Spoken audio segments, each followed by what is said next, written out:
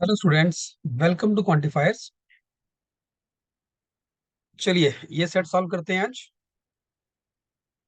ना। इन्फॉर्मेशन यहाँ पे एक आपके पास एक टेबल बना हुआ है, कॉलम्स और रोज दे रखी हैं और एक डायग्राम बना हुआ है। सो लेट्स सी कि इन्फॉर्मेशन क्या है। यहाँ पे सिंपल इन्फॉर्मेशन है, ज्यादा कोई कॉम्प्लेक्स इन्फॉर्मेशन नहीं है।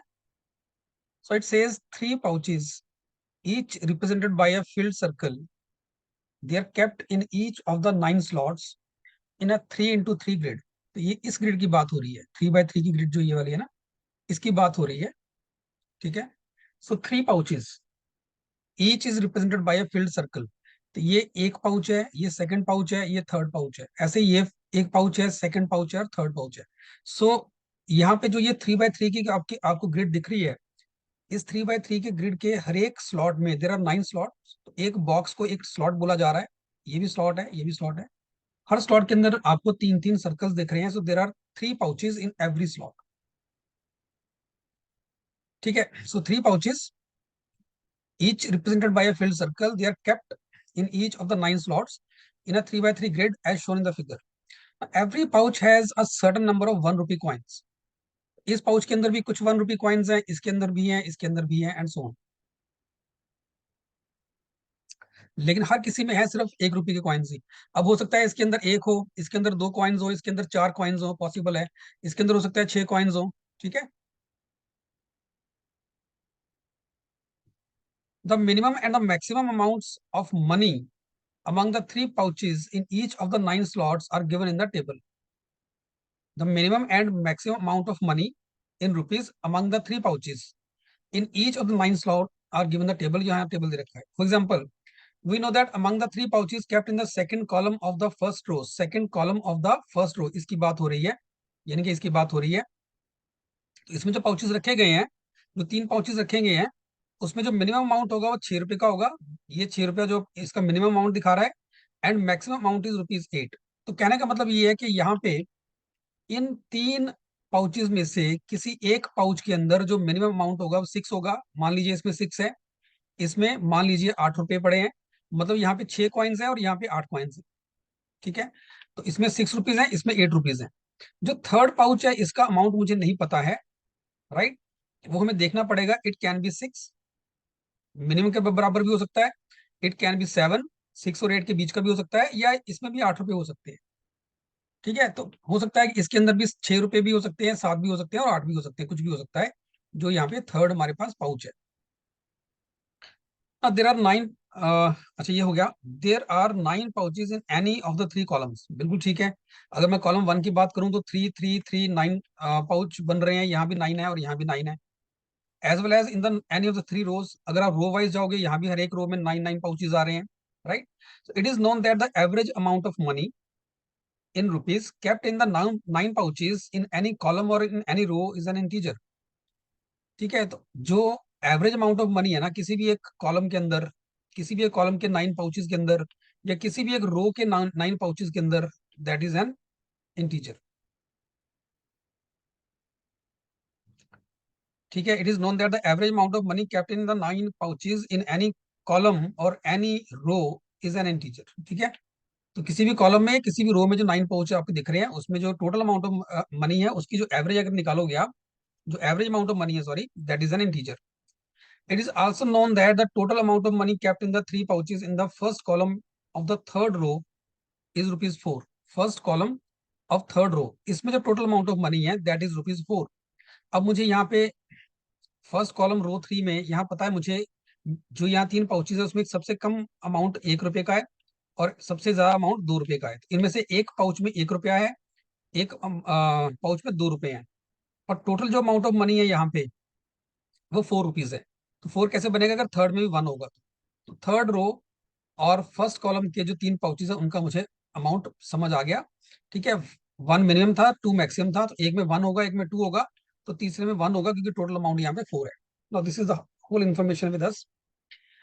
अब देखो करना क्या है यहाँ पे। हमें बोला गया, जैसे क्वेश्चन को अगर देखूं, what is the total amount of money in the three pouches kept in the first column of the second row. यहाँ पूछा गया कितना टोटल अमाउंट ऑफ मनी है, तो मुझे यहाँ देखना पड़ेगा हर पाउच के अंदर कितना कितना अमाउंट है। ठीक है। उसके लिए एक छोटा सा टेबल बनाते हैं, कॉलम 1, कॉलम 2 एंड कॉलम 3। अब यहाँ पे देखो इंपॉर्टेंट क्या है, इंपॉर्टेंट है कि जो 9 पाउचेज उसने यहाँ बात की है ना, यहाँ पे there are 9 pouches in any of the 3 columns as well as in any of the 3 rows. It is known that the average amount of money kept in the 9 pouches in any column or in any row is an integer. इसका मतलब ये है कि अगर मैं इस रो की बात करूं, इस रो में जो भी टोटल अमाउंट ऑफ मनी होगी, ठीक है, जब उसकी एवरेज निकालोगे आप, that average is an integer. अब एवरेज कैसे आएगी? यहाँ पे इसमें इस रो के अंदर जितनी भी टोटल मनी होगी, टोटल जितना भी अमाउंट होगा, that total amount divide by the number of pouches. ठीक है, नंबर ऑफ पाउचेस तो 9 है. सो ये आपका इंटीजर है. अगर ये इंटीजर है, इसका मतलब है जो टोटल अमाउंट होगा it should be a multiple of 9. ठीक है, this is true for every row, this is true for every column also. इसका मतलब हर रो का जो टोटल बनेगा वो मल्टीपल ऑफ 9 बनेगा. ठीक है, मल्टीपल ऑफ 9 बनेगा. हर रो का टोटल मल्टीपल ऑफ 9 होगा.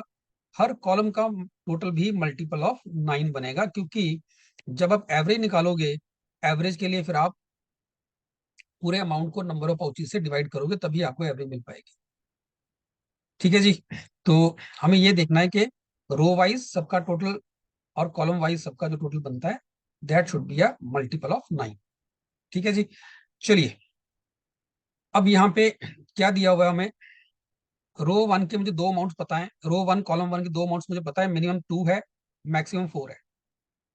ऐसे रो टू के कॉलम वन में मिनिमम 3 है, मैक्सिमम 5 है. यहाँ 1 और 2 है. इनफैक्ट यहाँ का तीसरा अमाउंट भी मुझे पता है, 1 है.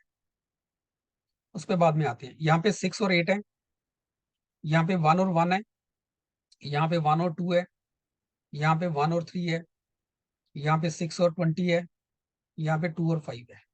चलिए जी. अब मुझे यहाँ पे दिया गया था, यहाँ पे the total amount of money kept in the 3 pouches in the first column of the third row is 4. अगर ये 4 है तो यहाँ पे इसका मतलब जो ये तीसरा अमाउंट यहाँ बनेगा, ये 1 बनेगा. सो दैट यहाँ टोटल बन गया, अगर टोटल की बात करो इक्वल टू करके 4 बन रहा है. और यहाँ पे एक और चीज इंटरेस्टिंग है, अगर आप रो टू कॉलम टू को देखो तो यहाँ पे मिनिमम वैल्यू भी 1 है, मैक्सिमम वैल्यू भी 1 है. ठीक है, मिनिमम भी 1 है, मैक्सिमम भी 1 है. इसका मतलब जो तीसरी वैल्यू होगी वो भी 1 ही रहेगी. यहाँ 1 आएगा, इसका टोटल बनेगा 3. अब मुझे इतना पता है, कॉलम वन की अगर मैं बात करूं, total should be a multiple of 9. तो अभी तक टोटल कितना बन रहा है देखो जरा, अमाउंट का जो टोटल बन रहा है कितना बन रहा है. 2 रुपए यहाँ पे, 4 यहाँ है.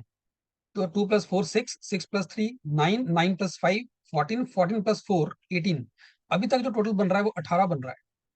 अब यहाँ कुछ ना कुछ वैल्यू तो आएगी, इसका मतलब जो टोटल होना चाहिए that should be more than 18, है ना. टू, मैं इनको ऐड कर रहा हूँ, 2 4 3 5 और इन सबको, तो टोटल बन रहा है 18.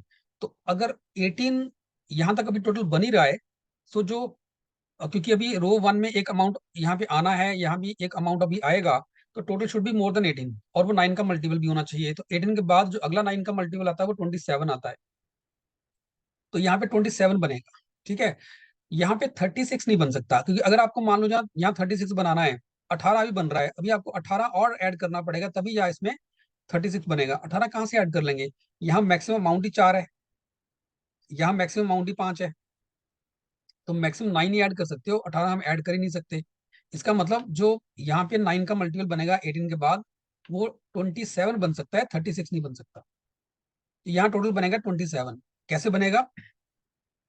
18 बन चुका है, हमें 9 और चाहिए. 9 सिर्फ 4 और 5 से बन सकता है. ठीक है, अगर ये 3 लेके चलते हो तो फिर 6 नहीं मिलेगा आपको यहाँ पे. ठीक है, यहाँ से 4 लेके चलोगे, यहाँ 5 अवेलेबल नहीं है आपके पास. ठीक है, तो सिर्फ 9 कैसे मिलेगा? अगर यहाँ से आपने 4 रखा और यहाँ से आपने 5 लिया, तभी ये टोटल 27 बनेगा. और कॉलम वन रो वन का टोटल बन गया मेरे पास 10, इसका मेरे पास टोटल बन गया 30. सो ये चीज हम यहाँ कॉलम टू में भी अप्लाई करते हैं. अभी तक कितना टोटल बन चुका है? 8 + 6 14 + 3 17, 17 और 3 20. अभी तक 20 बन चुका है. इन सबको अगर आप ऐड करोगे 20 टोटल बन चुका है. तो यहाँ भी 20 के अगला 27 बन सकता है. 36 यहाँ भी नहीं बन पाएगा, क्योंकि 36 बनाने के लिए आपको 16 ऐड करना पड़ेगा. 16 तो आप ऐड ही नहीं कर सकते, अभी तक 20 बन रखा है टोटल ये वाला, है ना. तो 20 के बाद या 27 बनेगा, 36. 36 के लिए आपको इसमें फिर 16 ऐड करना पड़ेगा. 16 कर ही नहीं सकते, यहाँ मैक्सिमम 8 ऐड कर सकते हो, यहाँ मैक्सिमम 2 ऐड कर सकते हो. सो पॉसिबल नहीं है, तो यहाँ भी आपको 27 ही बनाना है. तो 20 बन चुका है, 27 कैसे बनेगा? 27 बनेगा अगर यहाँ से आपने देखो ये इसका मतलब 8 तो आप यहाँ पे रख नहीं सकते, क्योंकि अभी तक टोटल 20 बन चुका है, तो ये 8 तो किसी काम का नहीं है. 27 कैसे बनेगा, यहाँ से 7 होगा, यहाँ 0 पॉसिबल नहीं है, ठीक है, या फिर यहाँ पे 6 होगा और यहाँ 1 होगा, ये पॉसिबल। ठीक है, तो इसका मतलब यहाँ पे जो टोटल बना है इस बॉक्स का, वो बना मेरे पास 20। ठीक है, 6, 8 और 6 का टोटल 20 बना, और यहाँ बना 4। अब रो वाइज चेक करते हैं। रो वाइज देखो, इसका भी जो टोटल बनना चाहिए 9 का मल्टीपल बनना चाहिए फर्स्ट रो का। अभी तक कितना बन चुका है, 10 प्लस 20 30, 30 और 4 34। 34 के बाद अगला जो 9 का मल्टीपल है वो 36 ही हो सकता है। ठीक है, उसके लिए यहाँ आपको 2 ऐड करना पड़ेगा। 45 नहीं हो सकता, क्योंकि 45 के लिए फिर आपको यहाँ पे 11 ऐड करना पड़ेगा, पॉसिबल नहीं है।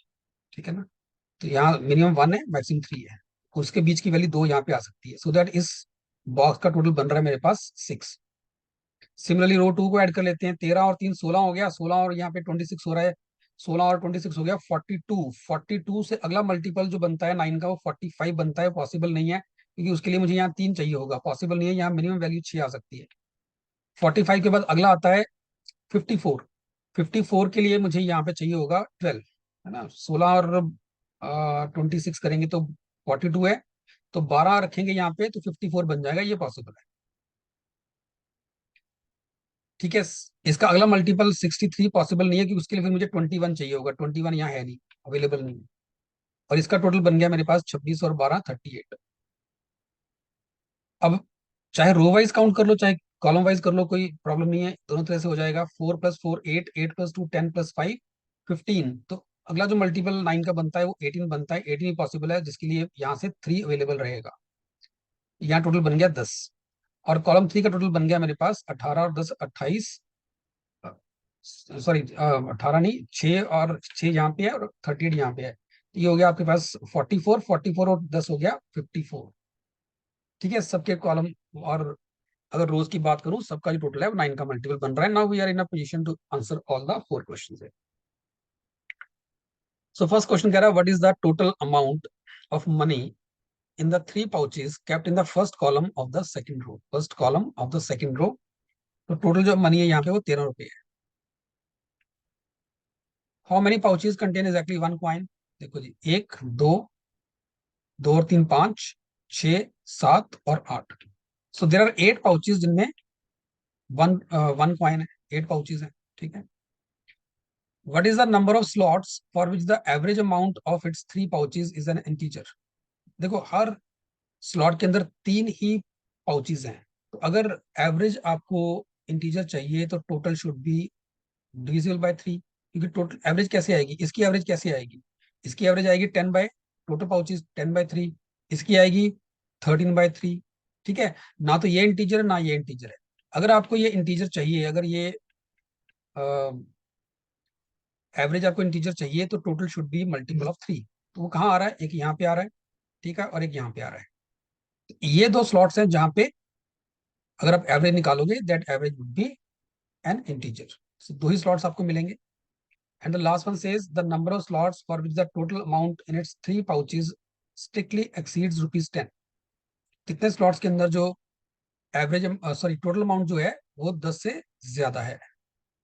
10 से ज्यादा, अब देखो एक्सीड रुपीज 10 कह रहा है, तो 10 काउंट नहीं होगा। तो कितने स्लॉट्स हैं, एक यहाँ पे है, दूसरा यहाँ पे है, और तीसरा यहाँ पे है। सो 3 स्लॉट्स ऐसे हैं जहां पे अमाउंट डेफिनेटली और 10 रुपीज से ज्यादा है। ठीक है, तो सेट इतना मुश्किल नहीं था।